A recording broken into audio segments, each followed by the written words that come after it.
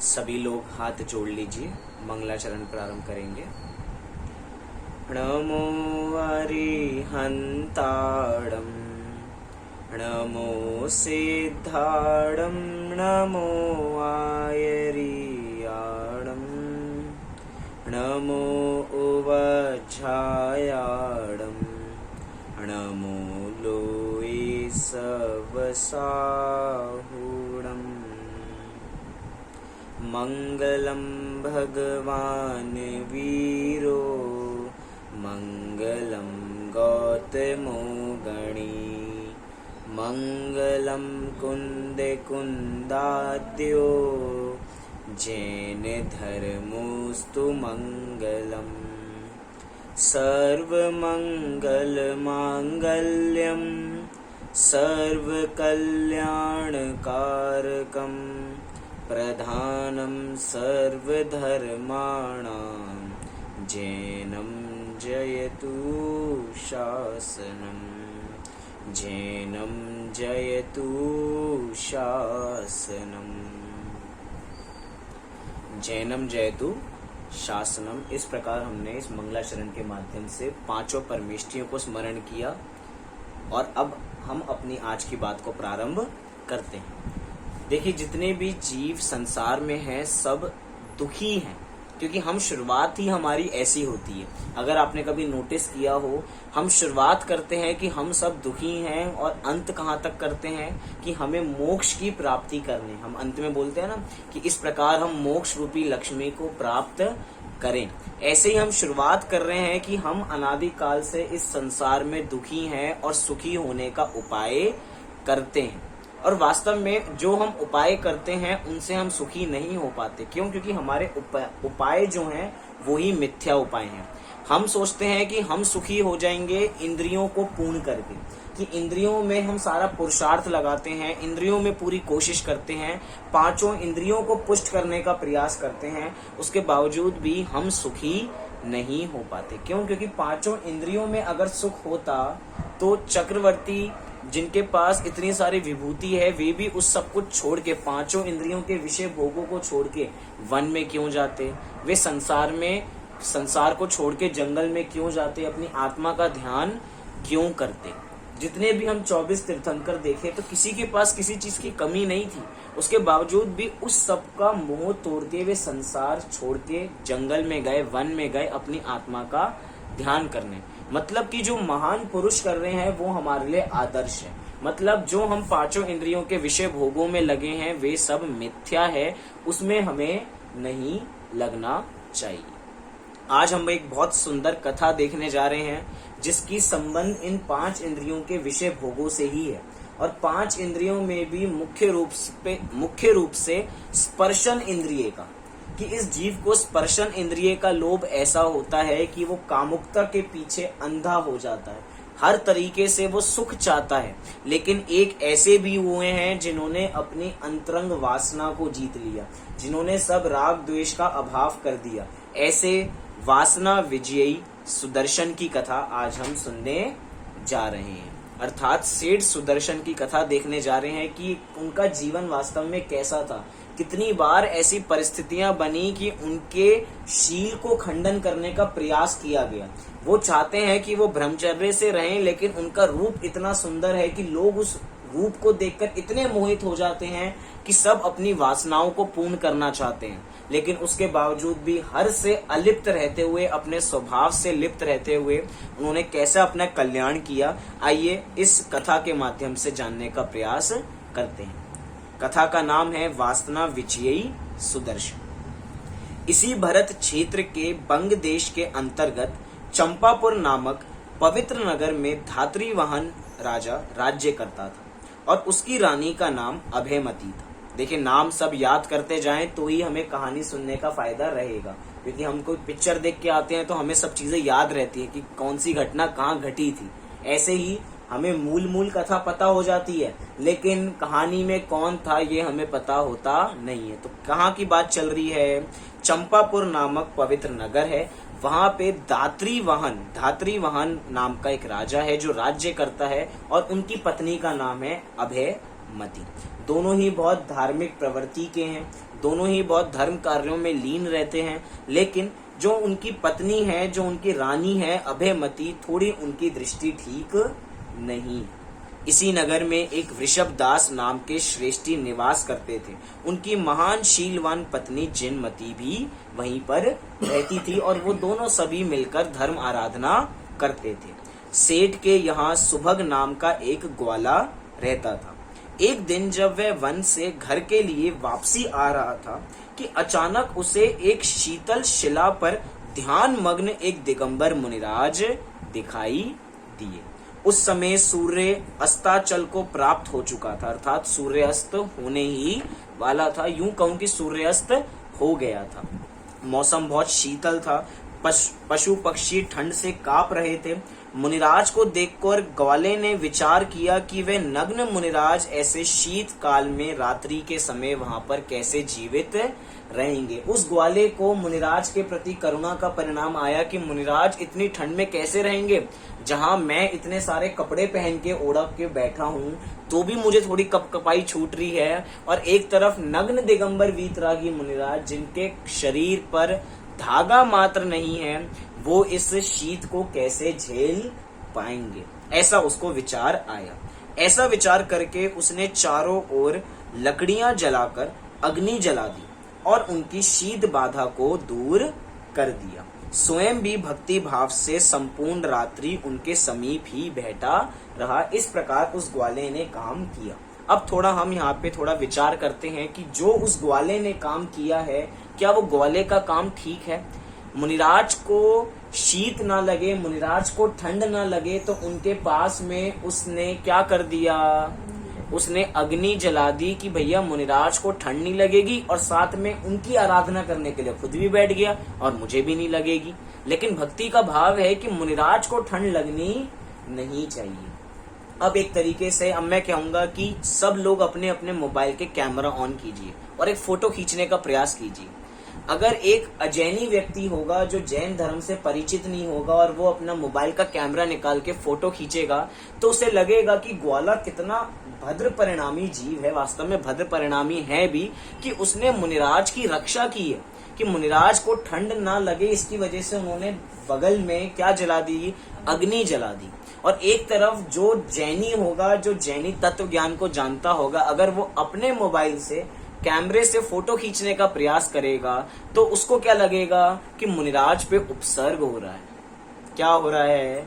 मुनिराज पर उपसर्ग हो रहा है। क्यों? क्योंकि मुनिराज इन सब चीजों से, ऐसा नहीं है कि मुनिराज को ये चीजें चाहिए होती हैं। मुनिराज को अगर ये चीजें चाहिए होती तो वो सब कुछ छोड़ के क्यों आते? अगर उनको चाहिए ही होता तो इसलिए वो छोड़ के आए हैं, मतलब उनको ये चीजों की जरूरत नहीं है। वो तो बल्कि उनकी परीक्षा है। एक तरीके से ग्वाले ने उस मुनिराज पर उपसर्ग किया। क्या किया? उपसर्ग किया, क्योंकि मुनिराज को इसकी आवश्यकता नहीं है। मुनिराज के गले में अगर मुनिराज को कोई लगे कि भैया बहुत गर्मी हो रही है और कोई पंखा चला दे, कोई एसी लगा दे, या कोई आज के समय के हिसाब से देखा जाए तो वो मुनिराज पे वास्तव में उपसर्ग है। मुनिराज ने इन अनुकूलताओं के लिए कार्य नहीं किए। चाहे देखा जाए तो मुनिराज ने ऐसा करने को कहा नहीं है। Point to be noted. मुनिराज ने ऐसा करने को कहा नहीं है कि मुझे ठंड लग रही है तो मेरे लिए अग्नि जला दो। लेकिन कुछ भी कहें कि मुनिराज पे उपसर्ग तो हो ही रहा है। लेकिन उसके बावजूद भी देखिए घटना क्या घटती है। यह तो मुनिराज पर उपसर्ग था, पर अज्ञानी ग्वाले को क्या खबर थी कि मैंने कोई अपराध किया है। क्योंकि जो ग्वाले ने कार्य किया था वो तो हित के लिए किया था। उसकी भावना ये नहीं थी कि वो मुनिराज पर उपसर्ग करे। और फल किसका लगता है? फल तो परिणामों का लगता है। उसके परिणाम हिंसा के नहीं थे, उसके परिणाम मुनिराज को परेशान करने के नहीं थे।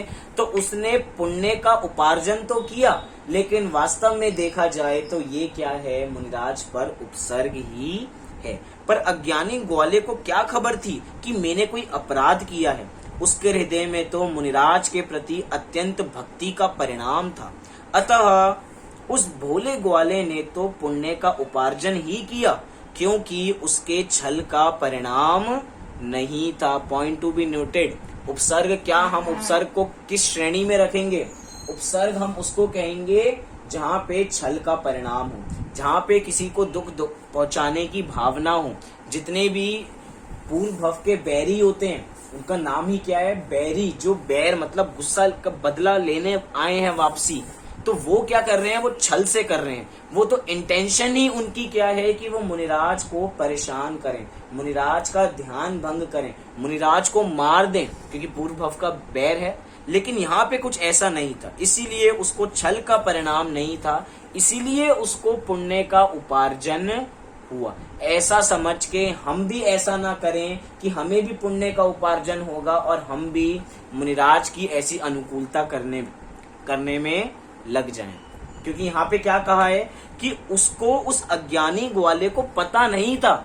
अगर हमें सब स्वरूप पता है तो भैया हमें तो पाप ही लगने वाला है। हम तो सब पढ़े हुए हैं, हमें पता है कि मुनिराज पे क्या उपसर्ग होता है, क्या परिश्रय होता है, हमें सब पता है। इसीलिए कह रहे हैं फल तो अभिप्राय का ही लगता है, इसलिए उसके अभिप्राय में हिंसा नहीं थी, इसीलिए उसको पुण्य का उपार्जन हुआ। प्रातः काल सूर्य उदय होने पर मुनिराज ने उस आसन भव्य ग्वाले की ओर दृष्टिपात किया। ग्वाला मुनिराज की दृष्टिपात से कृत्य हो गया और भाव विभोर हो उठा। यहाँ पे शब्द का प्रयोग किया, आसन भव्य ग्वाले की ओर दृष्टिपात किया। ये आसन भव्य कौन होते हैं? आसन भव्य कौन होते हैं? भव्य माने कौन होते हैं? जिनमें सम्यक दर्शन, ज्ञान, चारित्र की प्राप्ति करने की योग्यता होती है, उन्हें भव्य जीव कहते हैं। और जिनमें सम्यक दर्शन प्राप्त करने की योग्यता ही नहीं होती, उन जीवों को क्या कहते हैं? उन्हें अभव्य कहते हैं। लेकिन यहाँ पे भव्य जीव का विशेषण लगाया आसन्न भव्य, मतलब कि और भी प्रकार के भव्य जीव होते होंगे। हाँ, बहुत तरीके के जीव होते हैं। एक होते हैं दूरानुदूर भव्य जीव, दूर की वो भव्य तो हैं लेकिन बहुत ही उनका दूर है। एक तरीके से उनको सम्यक दर्शन की प्राप्ति होगी ही नहीं, स्वभाव से योग्यता तो है उनमें, लेकिन कभी भी सम्यक दर्शन की प्राप्ति नहीं होगी। इसी को हम देखें कि दूर भव्य जीव, कि जिनको प्राप्ति तो होगी लेकिन बहुत समय बाद होगी। और एक होते हैं आसन भव्य जीव, जो ये ग्वाला है। आसन भव्य माने जो 2 या 3 भव में ही कल्याण करके मोक्ष गति की प्राप्ति करने वाले हैं। ऐसे मुनिराज ने उस आसन भव्य ग्वाले की ओर दृष्टिपात किया। ग्वाला मुनिराज की दृष्टिपात से कृत्य हो गया और भाव विभोर हो उठा। मुनिराज ने उस पात्र अनुकूल प्रत्येक कार्य में नमो अरिहंताड़म इस मंत्र वाक्य का जाप करने को कहा और स्वयं आकाश मार्ग से विहार कर गए। ग्वाले को उस मंत्र वाक्य पर अनन्य श्रद्धा हो गई। अंत में मरण समय वह उसी मंत्र उच्चार करता हुआ इस निदान पूर्वक मरा कि मैं अगले भव में इसी सेठ के यहाँ ही पुत्र के रूप में उत्पन्न होऊंगा। मतलब कि अंत समय में वो उसी मंत्र का जाप करता रहा। ऐसी कहानी हमें कहीं और भी ध्यान आएगी। अंत समय में जब उस चोर को पता लगा कि अब तो मेरे पीछे मुझे पकड़ने के लिए राजा ने सैनिक लगा दिए हैं, तो आणम ताणम कछु न जानम कह के उसने रस्सियां काटना प्रारंभ कर दिया। मरण समय में नमोकार मंत्र का उच्चारण प्रारंभ कर दिया। चाहे उसे नमोकार मंत्र याद नहीं है, लेकिन जैसी सेठ की श्रद्धा है वैसे मेरी श्रद्धा हो, ऐसा अंजन चोर ने अपना कह के काम कर लिया था। ऐसे ही इस जीव ने क्या किया, अंत समय में नमोकार मंत्र पढ़ना प्रारंभ कर दिया। लेकिन यहाँ पे थोड़ा विचार कीजिए, नमोकार मंत्र कोई ऐसा मंत्र नहीं है जिसको पढ़ के हम हर संकट से बच जाए। हर संकट से बच जाए माने क्या, कि ये कोई हमारे पास टॉनिक नहीं है कि जो नमोकार मंत्र का बटन दबाया और हम बड़े से बड़े पाप से बच जाएंगे। उसके अंदर भी हमारे परिणामों में शांति होनी चाहिए। कि बाहर में ये तो ऐसा है कि जब भी तुम्हें डर लगे तो नमोकार मंत्र, अपने साथ बहुत बार होता है कि अगर कोई बाहर से कोई भारी भरकम जीव आ रहा हो, कोई गाड़ी आ रही हो, ऐसा लग रहा हो कि हम मरने वाले हैं, तो कहते हैं भैया नमोकार मंत्र का पाठ प्रारंभ कर दो।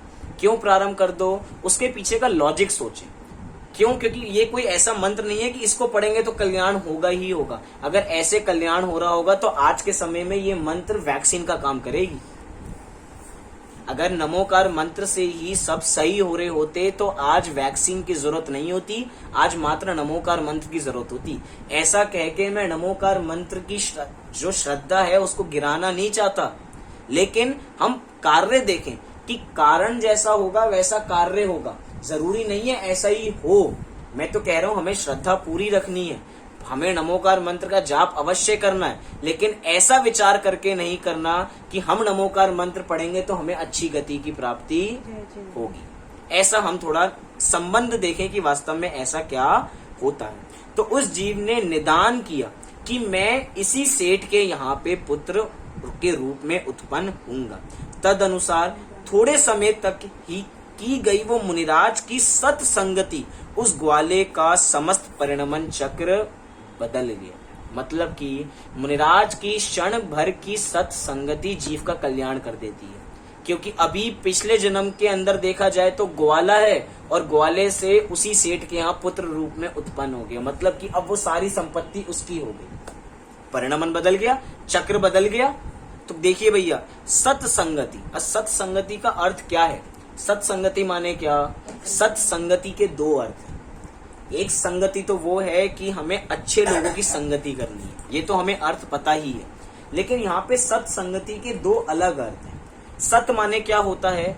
सत माने सत्ता, किसी वस्तु की सत्ता होनी चाहिए कि ये चीज है। तो जो सत्ता को स्वीकार करते हैं, जो वस्तु स्वरूप को स्वीकार करते हैं, ऐसे लोगों की संगति करना, ऐसे लोगों की संगति करना जो कैसे हो? जो आस्तिक हो, जो जैन धर्म में अपार श्रद्धा रखते हो, ऐसे लोगों की संगति करना, इसका नाम है सत्संगति। और क्या है? सत माने होती है आत्मा। सत माने क्या होती है? आत्मा, अर्थात आत्मा की संगति करना ही सच्ची सत्संगति है। क्या अर्थ किया? आत्मा की संगति करना ही सत्संगति है। क्या है? हम हर शब्द को व्यवहार में बाहर देखते हैं, लेकिन अर्थ देखें कि उसने थोड़े समय मुनिराज की सत्संगति की, मुनिराज की सत्संगति से अपनी सत्संगति की, तो उसका भव चक्र बदल गया, अब उसका परिणमन चक्र बदल गया, अब वो ग्वाले से एक सेठ के यहाँ उत्पन्न हो गया। वास्तव में सत्पुरुषों के वचन सुनना दुर्लभ है। क्या कहा?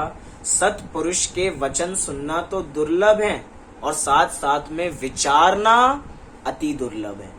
ये वही वाक्य है जैसे कि मंदिर में आना पुण्य और मंदिर में आके प्रवचन को अंदर बिठाना वो पुरुषार्थ। ऐसे ही सत्पुरुष के वचन सुनना तो दुर्लभ है, लेकिन अति दुर्लभ क्या है? अति दुर्लभ है उन जो उन्होंने वचन अपने बोले हैं, उन वचनों के द्वारा उसका विचार करना, कि उसके बारे में विचार करना कि ऐसा कैसा है। जैसे हम बोलते हैं, हम मंदिर की जब विधि देखते हैं तो हम कहते हैं कि जब मंदिर में हम दर्शन कर लें तो थोड़े समय बैठें और विचारें कि मैं कौन हूँ, भगवान कौन है, मेरा स्वरूप क्या है और मैं भगवान कैसे बन सकता हूँ। इसका विचार करें।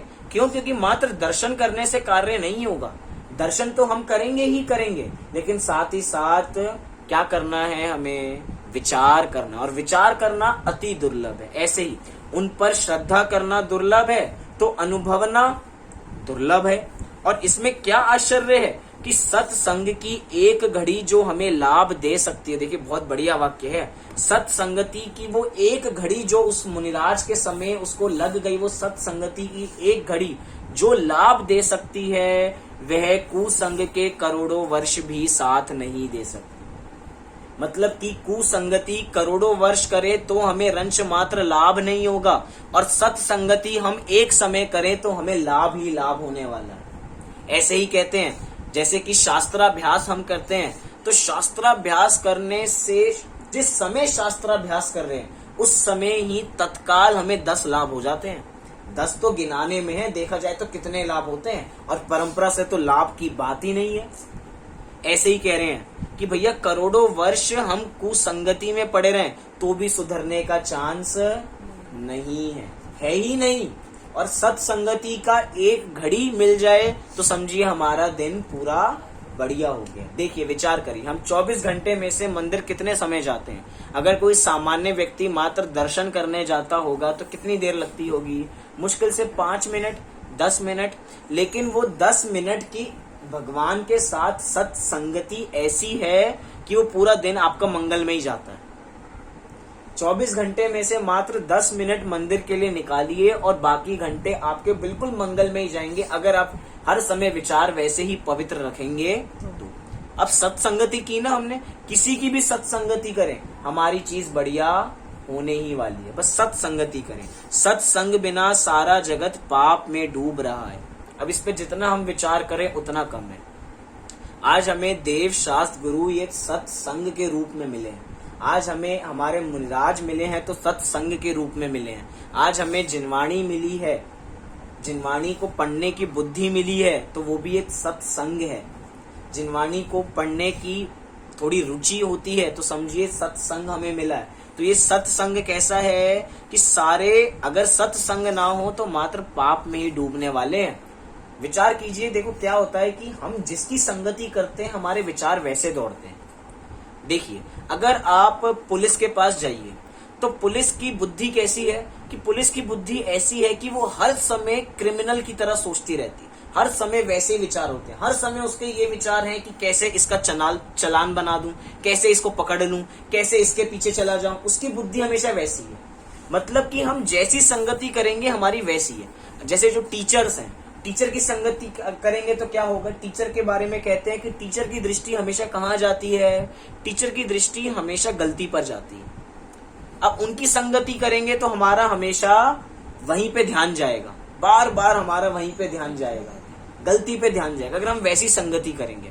और मुनिराज कैसे होते हैं, मुनिराज आपकी गलती को नहीं देख के आपके गुणों को देखते हैं। आप में क्या नहीं है इसकी हमें बात नहीं करनी है, आप में क्या है हमें उससे अपना बहुमान करना है। होंगे हमारे में अनंत पाप, लेकिन अनंत पाप होने के बावजूद भी हमें जो कौन मुनिराज हमें भगवान देखते हैं, आचार्य हमें भगवान देखते हैं, भगवान आत्मा कह के पुकारते हैं। कैसे पुकारते हैं, क्योंकि वो हमारे गुणों को देखते हैं। इसलिए कह रहे हैं कि हमें ऐसी सत्संगति करनी है। अगर हम ऐसी सत्संगति नहीं करेंगे तो सारा जगत तो पाप में डूब ही रहा है, पाप कार्य में ही लीन है। आत्मा पर जो सत्य का रंग चढ़ाए वही वास्तव में सत्संग है। परिभाषा दे दी, आत्मा का जो सत्य है वही वास्तव में सत्संग है। सत्संग आत्मा की परम हितैषी औषधि है। अगर आप बीमार हो तो भैया सज्जनों की संगति कर लो, आप कैसे हो जाओगे, आप बिल्कुल ठीक हो जाओगे। और एक तरफ कहते हैं ना कि भैया बीमार के पास बैठोगे तो खुद भी बीमार हो जाओगे, क्योंकि वो अपनी बार बार रोग गिनवाता रहेगा, आपके रोग हो जाएगा। इसलिए भैया ऐसे लोगों के पास बैठो जो निरोगी हो। और हमारे निरोगी कौन है, हमारी निरोगी हमारी आत्मा है। इसीलिए उस निरोगी आत्मा के साथ सत्संगति करेंगे तो वो मिथ्यात्व रूपी मल को, मिथ्यात्व रूपी किसको, मिथ्यात्व रूपी बीमारी के लिए परम औषधि का काम करेगी। ये औषधि बिल्कुल पवित्र है। हो सकता है वैक्सीन नॉनवेज या वेजिटेरियन हो, लेकिन ये कैसी औषधि है, ये औषधि बिल्कुल पवित्र है जिससे हमारा कल्याण होगा ही होगा। कुछ समय पश्चात जिनमती के यहाँ कामदेव की सुंदरता को भी लज्जित करने वाला महारूपवान और गुणवान पुत्र उत्पन्न हुआ और उसका नाम गुणानुरूप ही सुदर्शन रखा गया। क्योंकि अब वो ग्वाला उत्पन्न हुआ है तो कहाँ उत्पन्न हुआ है, किसके यहाँ उत्पन्न हुआ है, सेठ का नाम क्या है और सेठानी का नाम क्या है। जिनमती किसका नाम है, सेठानी का नाम जिनमती है। और सेठ का नाम क्या है, वृषभ दास। क्या नाम है, वृषभ दास नाम सेठ का नाम है और उनकी सेठानी का नाम है जिनमती। कुछ समय पश्चात जिनमती के यहाँ कामदेव की सुंदरता को भी लज्जित करने वाला महारूपवान और गुणवान पुत्र उत्पन्न हुआ और उसका नाम गुणों के अनुरूप ही सुंदर सुदर्शन रखा गया। वह पुरोहित पुत्र कपिल के साथ उत्तरोत्तर रूप और गुणों से वृद्धिगत हो रहा था। धीरे धीरे वो बढ़ते जा रहे थे, धीरे धीरे उनके रूप और सौंदर्य की चर्चा सर्वत्र होने लग गई। सर्वत्र ऐसी खुशबू फैल गई। जैसे कि गुलाब होता है, गुलाब कैसा होता है, वो खुद भी खुशबूदार होता है और जहाँ होता है वहां भी क्या कर देता है, पूरे में एरिया में खुशबू हो जाती है। ऐसे ही जो खुद सुंदर है तो उनकी सुंदरता हर जगह फैल रही है। ऐसे ही जो सत्संगति है, सत्संगति को भी इस पर लगा सकते हैं हम। जहाँ पे व्यक्ति सज्जन होता है ना, वहां पे सब लोग खींचे चले आते हैं, लेकिन सज्जन होना चाहिए। लोग क्या है कि दुर्जन के पास जल्दी चले जाते हैं, क्योंकि वहां पे लगता है कि जल्दी कल्याण होता हुआ दिखेगा, लेकिन वास्तव में वैसा होता नहीं। युवा अवस्था आने पर सेठ वृषभदास ने अपने पुत्र सुदर्शन का विवाह एक अप्सरा तुल्य रूपवान और गुणवान कन्या मनोरमा के साथ कर दिए। समय अनुसार सुदर्शन के एक सुकांत नाम का पुत्र हुआ। अब उनके भी एक पुत्र हो गया जिसका नाम सुकांत रखा गया। वह भी रूप सौंदर्य में अतुल्य था। सुदर्शन ने धीरे धीरे उसे धर्म और विद्या में सुशिक्षित भी किया। भैया जिसमें जैसे गुण होंगे वो वैसे ही दूसरों को गुण भी प्रदान करेंगे। सौंदर्य का गुण तो उनको मिला ही है, साथ ही साथ धर्म और विद्या भी उन्होंने उनको व्यवस्थित दी है। देखिए यहाँ पे थोड़ा अंतर किया, धर्म को अलग किया और विद्या को अलग किया, कि धर्म एक ऐसा मार्ग है जो अलौकिक मार्ग है, जो परमार्थ की तरफ लेके जाता है, और विद्या को यहाँ पे अलग रखा जो लौकिक विद्या है। इसीलिए फिर कह रहे हैं कि शीलवान सुदर्शन का जीवन ज्ञान और वैराग्य से ओतप्रोत था। पराई माँ बहन देखकर उनके नेत्र झुक जाते थे। क्यों? क्योंकि अपने स्वभाव में ही हर समय रमण करते थे, दूसरों की तरफ नजर उठा के देखने का उनका परिणाम नहीं था। कुशील की परिभाषा भी ऐसी है कि पराई माँ बहन पे बुरी नजर रखना क्या है?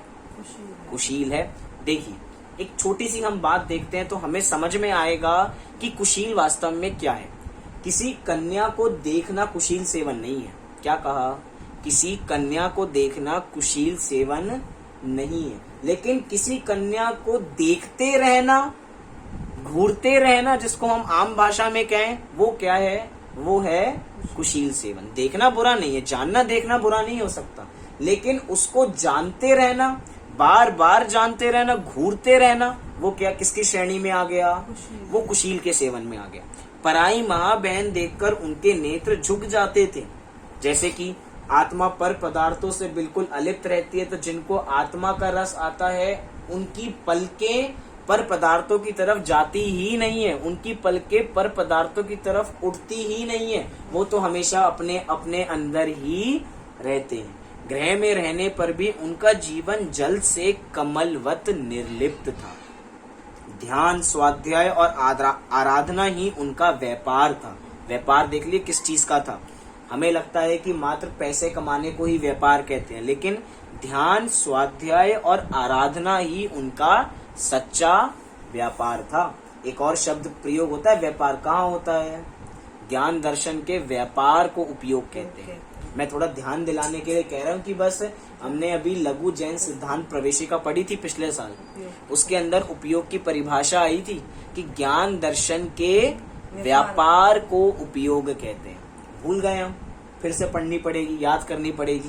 कह रहे हैं ज्ञान दर्शन के व्यापार को, मतलब जानना देखना अपना कार्य है, और उनका क्या कार्य है? उनका काम भी यही है, ध्यान, स्वाध्याय और आराधना। ऐसी हमारे मुनिराज है।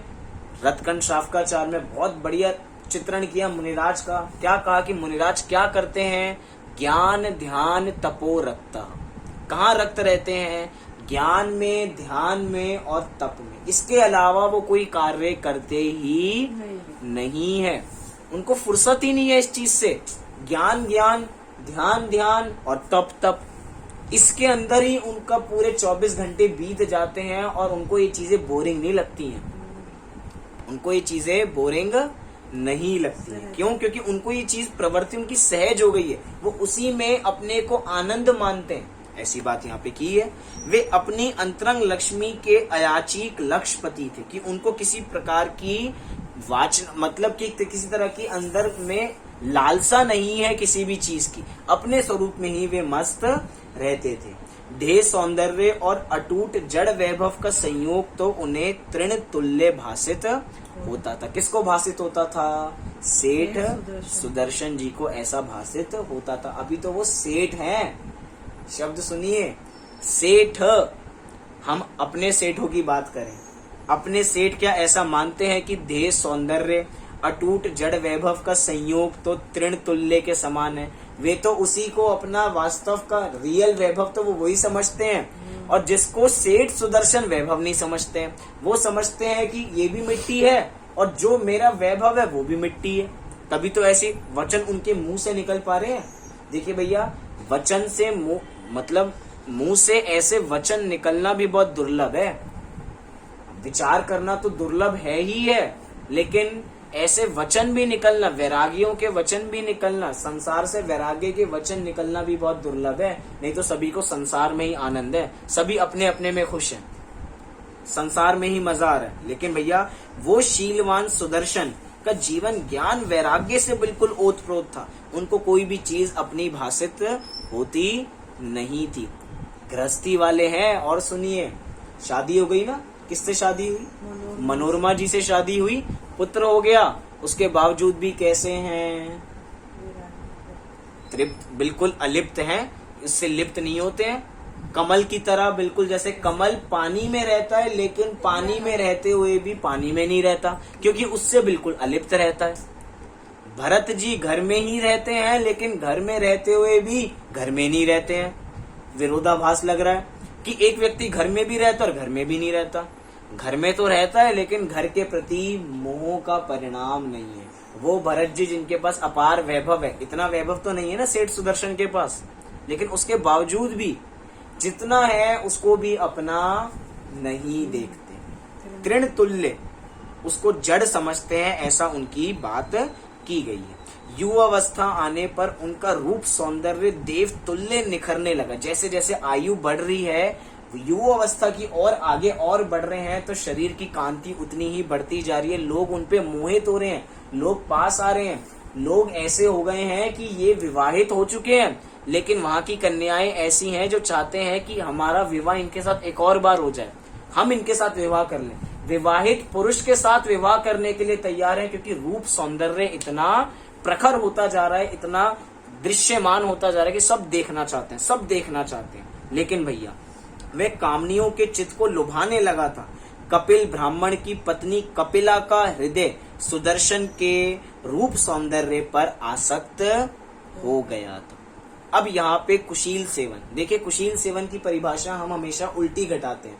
क्या? क्योंकि मुनिराज ने ग्रंथ लिखा तो मुनिराज ने अपनी अपेक्षा लिखा कि पराई माँ बहन पे बुरी नजर रखना, बुरी दृष्टि करना। लेकिन इधर सेठ सुदर्शन की कथा है, जो शीलवान है, जो जिन्होंने वासना पर विजय प्राप्त कर ली है, जो अपने ब्रह्मचर्य का पालन कर रहे हैं। तो उनके अनुसार परिभाषा क्या लगाएं?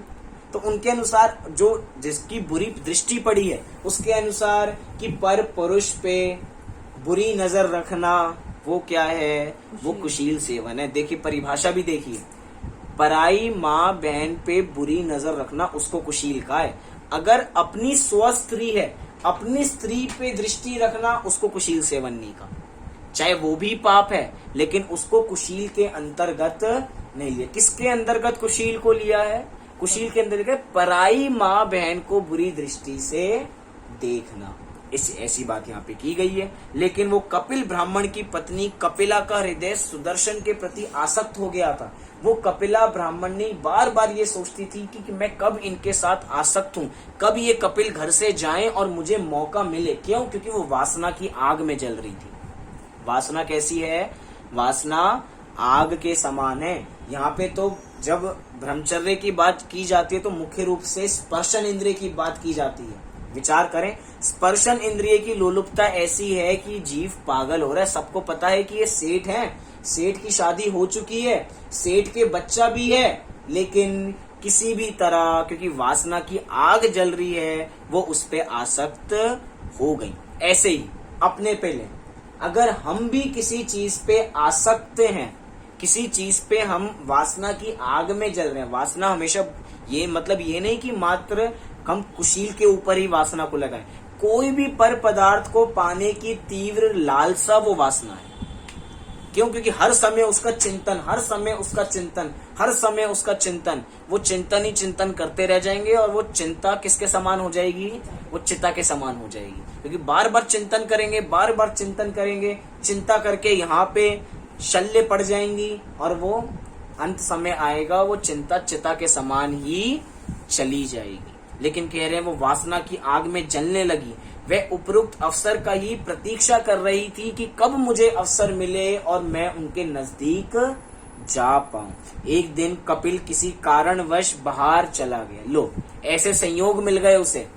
मतलब कि देखिए, जिनको पाप करने होते हैं, जिनका पाप का उदय होता है और पाप की वासना भरी होती है, उनको भी वैसे अनुकूल निमित्त मिलने प्रारंभ हो जाते हैं। क्योंकि निमित्त कोई अच्छे बुरे थोड़ी होते हैं कि निमित्त अच्छे ही होते हैं, निमित्त बुरे होते हैं।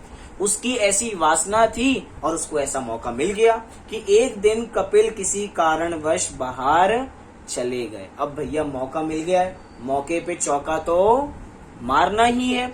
उसी समय सुदर्शन कपिला के घर के समीप से कहीं जा रहे थे। अब देखिए अवसर, देखिए निमित्त कैसे बन रहे हैं कि जिस समय कपिल अपने घर से बाहर गए, उसी समय किसको वहां से गुजरना है? सेठ सुदर्शन को उसी समय से उन्हीं के घर के नजदीक से निकलना है। ऐसे निमित्त बन रहे हैं।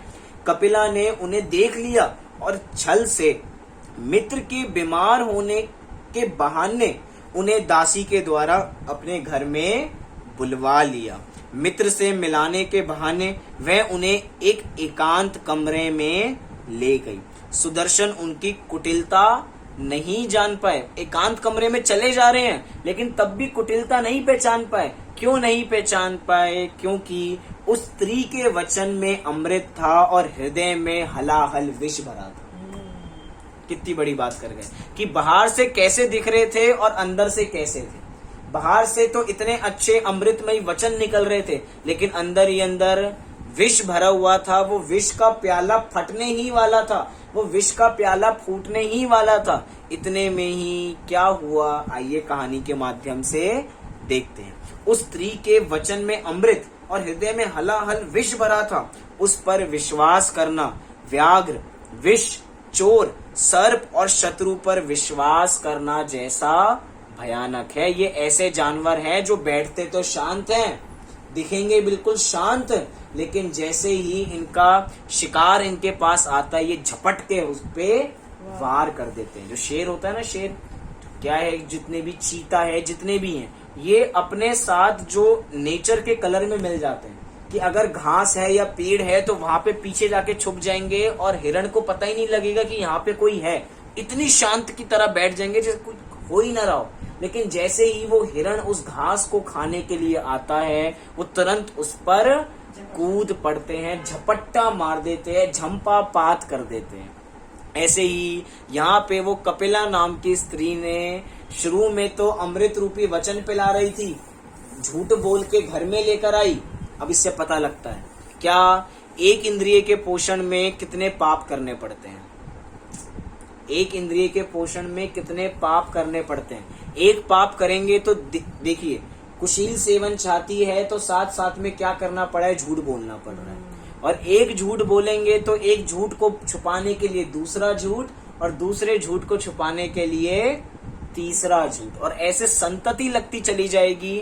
और हर समय भय बना रहेगा कि कब मेरा भांडा फूट तो ना जाए, उनको पता तो ना लग जाए। लेकिन भैया अंतरंग से जैसी मति होगी वैसी गति होगी। उसकी ऐसी मति चल रही है, इसलिए उसकी वैसी बाद में गति भी होने वाली है।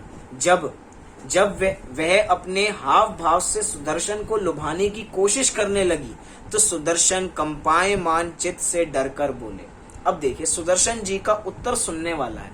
सुदर्शन जी को अब थोड़ा पता लगने लग गया कि भैया इसकी कुछ ऐसी बुरी दृष्टि है, अब मुझे सावधान हो जाना चाहिए। अब यहाँ पे हमें शील की रक्षा हमें कैसी करनी चाहिए, हमें इन चीजों से पता लगता है। सेठ सुदर्शन ने भी झूठ बोला, सेठ सुदर्शन ने भी झूठ बोला, लेकिन अपनी शील की रक्षा के लिए। अब देखिए, एक झूठ कपिला स्त्री बोल रही है और एक झूठ अभी यहाँ पे कौन बोलने वाले हैं, सेठ सुदर्शन बोलने वाले हैं। लेकिन झूठ झूठ में अंतर है, झूठ झूठ में अंतर है। ये प्रथमा नियोग की कथाएं हमें सिखाती हैं।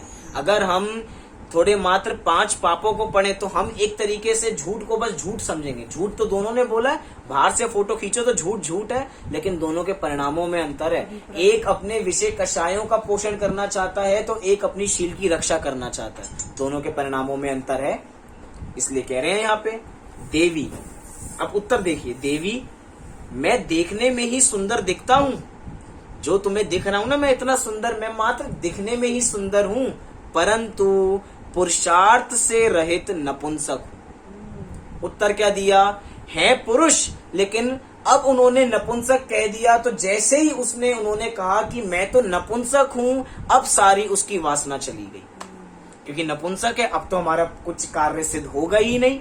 उन्होंने अपने शील की रक्षा करने के लिए कह दिया भैया मैं तो नपुंसक हूं। और यहां से हमें एक बात भी पता लगती है, जो जीव पुरुषार्थ से रहित होते हैं वो नपुंसक होते हैं। कौन से पुरुषार्थ से रहित? मोक्ष मार्ग के पुरुषार्थ से रहित जीव नपुंसक है, पुरुष होते हुए भी। मोक्ष मार्ग के पुरुषार्थ से रहित स्त्री होते हुए भी नपुंसक है। नपुंसक तो नपुंसक है ही है, पुरुष होते हुए भी नपुंसक हैं, जो किसकी साधना नहीं करते? जो मोक्ष मार्ग की साधना नहीं करते। कायर है कायर, और कायरों को नपुंसक की संज्ञा दी गई है हमारे जिनागम में। तो उन्होंने तो बचने के लिए ऐसा प्रयोग किया कि देखो मैं बाहर से दिखने में कितना ही सुंदर क्यों ना हूं, परंतु पुरुषार्थ से रहित नपुंसक हूं। तुम जिस देह की चाम को देखकर मोहित हो रही हो, चाम माने क्या? जो चमड़ा, चमड़ी को देखकर जो तुम मोहित हो रही हो, ये इतनी अच्छी है, इतनी अच्छी। वास्तव में कभी कभार हम अपनी आंखों से तृप्ति नहीं कर लेते हैं।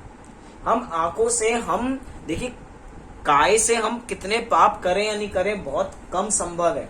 कोई जीव मन के अंदर इतने कुटिल विचार चलते हैं कि काय से तो उतने पाप हो ही नहीं पाते, लेकिन विचार कीजिए काय से ज्यादा वचन में पाप हो जाते हैं। कई बार वो कुछ छोटे बच्चे होते हैं ना, जिनको संस्कार नहीं मिले होते, गंदी गंदी गालियां देते हैं, माँ बहन की गालियां देते हैं।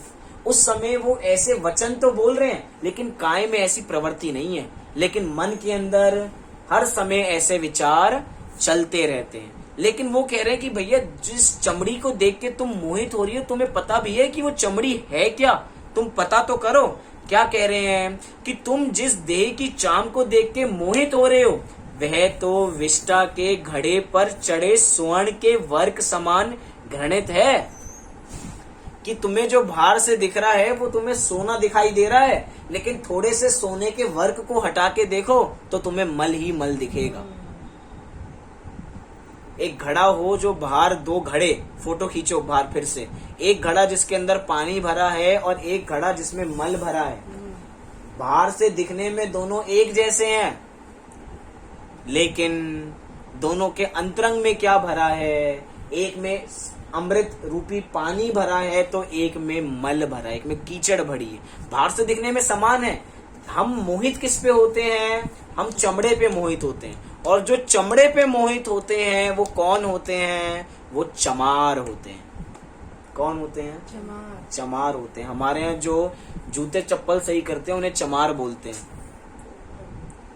इंग्लिश में उसे कोबलर बोलते हैं। लेकिन जो चमड़े का काम करते हैं, जो जूते का काम करते हैं, उन्हें क्या कहा जाता है? उन्हें चमार कहा जाता है। जो नाली वाली साफ करते हैं उन्हें भी यही कहा जाता है, जमादार कहा जाता है, गंदे काम जो करते हैं। लेकिन यहाँ पे कह रहे हैं जो चमड़े पे ध्यान रखता है वो चमार है। इसका रोम रोम महा दुर्गंध में है, असुचि मल मूत्र का ही बना हुआ है। नरकों का वर्णन सुनते हैं कि नरकों में इतनी गंदगी है कि अगर वहां का एक अंश भी यहाँ पे आ जाए तो कोस कोस तक जीव मर जाएं। वहां के जीव में से इतनी बदबू आती है कि अगर कोई जीव आ जाए तो कोस कोस के जीव आने से मर जाएं, बस दुर्गंध आई और जीव मर गए। इतना दुर्गंध में ये शरीर है, जिसको हम प्यार से हर समय लाल पुचकार के बड़ा करते हैं कि ये इसको मैंने बड़ा किया, इसका हमें ध्यान करना है। किसका ध्यान करना है? ये क्या कह रहे? चमड़ा है। इस रोम रोम महादुर्गंध में असुचि मल मूत्र का बना है। यह कच्चे घड़े के समान विनश्वर व अनेक रोगों का घर है। अभी अनेक रोग तो चल ही रहे हैं, अनेक रोगों में महारोग कोरोना ये तो चल ही रहा है। हम इस रोग को देख रहे हैं, लेकिन ये कह रहे हैं कि भैया इस शरीर में कोरोना तो चला जाए, लेकिन उसके बावजूद भी ये किसका घर है? ये रोगों का घर है। हम एक रोग को दूर करेंगे तो दूसरा रोग उत्पन्न हो जाएगा। पूरा जीवन रोगों को दूर करने में चला जाता है। किसको आज रोग नहीं है? किसी भी घर में चले जाओ, सबके घर में दवाइयां खाई जाती है। किस चीज की? बस शरीर को हमें सुंदर बनाना है। शरीर बिगड़ना नहीं चाहिए, क्योंकि हमने शरीर को अपना मान रखा है। लेकिन सेठ सुदर्शन कह रहे हैं भैया ये कच्चे घड़े के समान विनश्वर है, अनेक रोगों का घर है, मल मूत्र की खान है, ऐसी अपवित्र देह तो वैराग्य का निमित्त है। बहुत सुंदर बात की थी हमने जब पहले प्रवचन किए थे। क्या कहा था हमने कि अपने साथ ये मल मूत्र का शरीर चल रहा है, हम इसको हर समय साथ लेके चल रहे हैं, तो भी ये वैराग्य का कारण नहीं बन रहा। क्यों? क्योंकि जब तक अंतरंग से वैराग्य नहीं आएगा तब तक अनुकूल निमित्त भी मिलने वाले नहीं है। वैराग्य कोई घटना नहीं होती है, घटना को देख के वैराग्य नहीं आता है। वैराग्य जब अंतरंग से आता है तो कोई भी घटना निमित्त बन जाती है। कितनी बढ़िया बात है। वैराग्य के लिए तो हम संसार में जहां देखे सब अनित्य अनित्य है, वैराग्य आना चाहिए।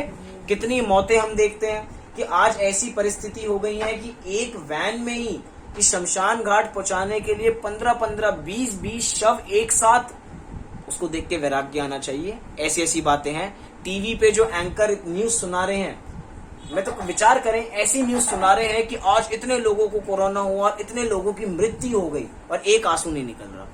मृत्यु हो गई, मृत्यु वैराग्य का, क्योंकि घटना वैराग्य का निमित्त नहीं है।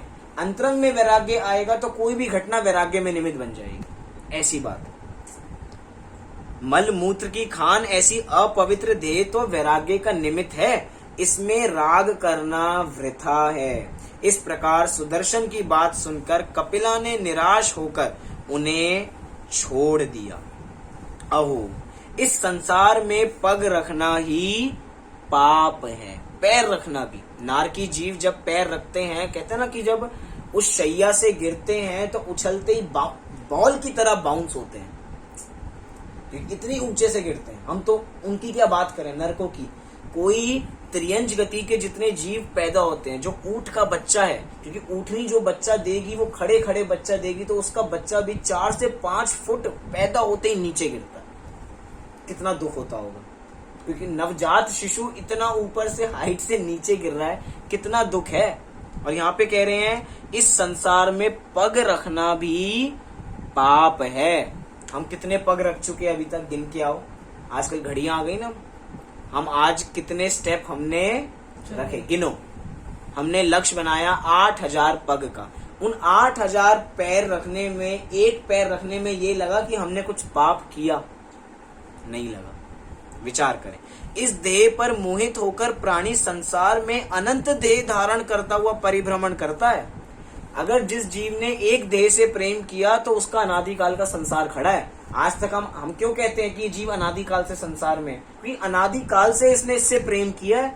जिससे प्रेम करना नहीं था उससे प्रेम कर लिया, और जिसको प्रेम करना था उसको आज तक प्रेम किया नहीं।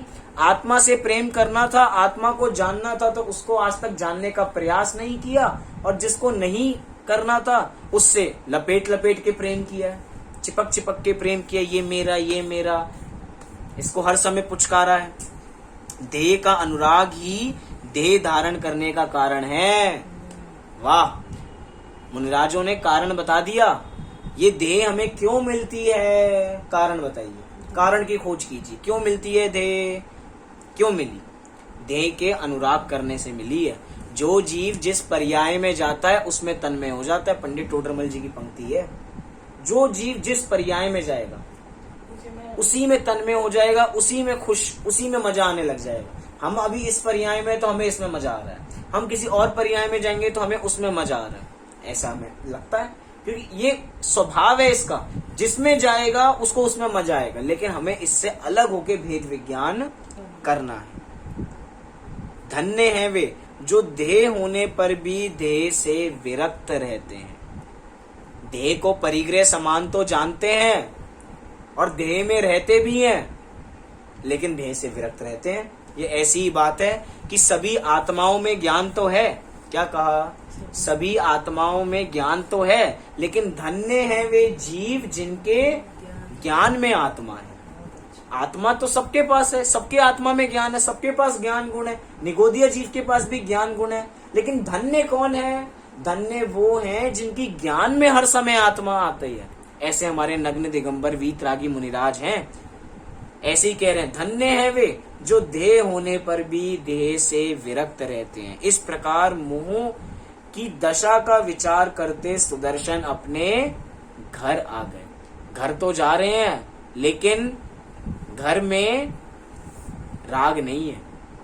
कुटुंब रूपी काजल की कोठरी में, बस समाप्त कर रहे हैं, पूरा ही होने वाला है। कुटुंब रूपी काजल की कोठरी में रहने से मोह की कालिक से दुखदाई संसार ही बढ़ता है। चाहे जितना उसका सुधार करो तो भी स्वरूप की साधना पूर्वक स्वावलंबन सहित एकांतवास से जितना संसार क्षय होने वाला है, उसका 100वां हिस्सा भी उस काजल की कोठरी में होने वाला नहीं है। संसार को काजल की कोठरी के समान बताया है। उस काजल की कोठरी को कितना ही कम कर लो, चाहे 100वां हिस्सा भी चला जाए, लेकिन उसके बावजूद भी काजल तो कालापन ही देने वाली है। संसार में तो दुख ही रहने वाला है। इसीलिए कह रहे हैं वह कषाय का निमित्त है, मोह के रहने का अनादिकालीन पर्वत है। जिंदगी बहुत छोटी है और जंजाल लंबा है। जंजाल क्या है? ये 84 लाख योनियां। जीवन तो अपना कुछ समय का है, लेकिन जंजाल बहुत लंबा है। ऐसा विचार करते करते सेठ सुदर्शन ने प्रतिज्ञा कर ली। क्या प्रतिज्ञा की? अब बस पढ़ देता हूँ कि अष्टमी और चतुर्दशी उपवास के दिन रात्रि में शमशान आदि एकांत स्थान में जाकर ही आत्म साधना करेंगे। मतलब कि एक वैराग्य का कारण बनता है, एक ऐसी दृष्टि होती है कि क्या ज्ञानी जीव ऐसे नियम ले लेते हैं कि कम से कम अष्टमी और चतुर्दशी, मतलब कि महीने में 4 दिन ऐसे नियम ले लिए कि रात्रि में कहाँ जाऊंगा मैं? शमशान आदि एकांत स्थान में जाकर ही आत्म साधना करूंगा। रात्रि में क्यों ऐसा निर्णय लिया, दिन में क्यों नहीं? क्योंकि दिन में तो वैसे भी जीव पाप नहीं करते हैं। पाप तो काले अंधेरे में किए जाते हैं, छुप छुप के किए जाते हैं। इसीलिए क्या नियम ले लिया? नियम ये लिया कि मैं रात्रि में शमशान आदि एकांत स्थान में जाकर अपनी आत्मा की साधना करूंगा। अतः वह अब प्रत्येक पर्व के दिन प्रतिमा योग में निश्चल आत्म ध्यान करके इस नियम का दृढ़ता से पालन करने लग गए और अपनी आत्म साधना में ही लीन हो गए। ऐसे ही हम भी अपनी आत्म साधना में लीन हो तो ही हम अपना कल्याण कर पाएंगे। अभी कहानी पूर्ण हुई नहीं है, ये तो इसका एपिसोड 1 है। एपिसोड 2 हम कल देखेंगे। अभी सुदर्शन जी के साथ आगे आगे क्या क्या घटना घटने वाली है। जिस नगर में वो रहते हैं उस नगर की रानी का भी मन चंचल हो जाएगा देख के। सारी स्त्रियां उनको विकार कराने के लिए खड़ी हैं, लेकिन सुदर्शन जी विकार से रहित होकर अपने स्वरूप में लीन हो जाते हैं। इस प्रकार की कथा हम कल देखेंगे। अभी हम अपना कल्याण करें, मोक्ष रूपी लक्ष्मी का वरण करें। इसी मंगल भावना से अभी की बात को पूरी करते हैं।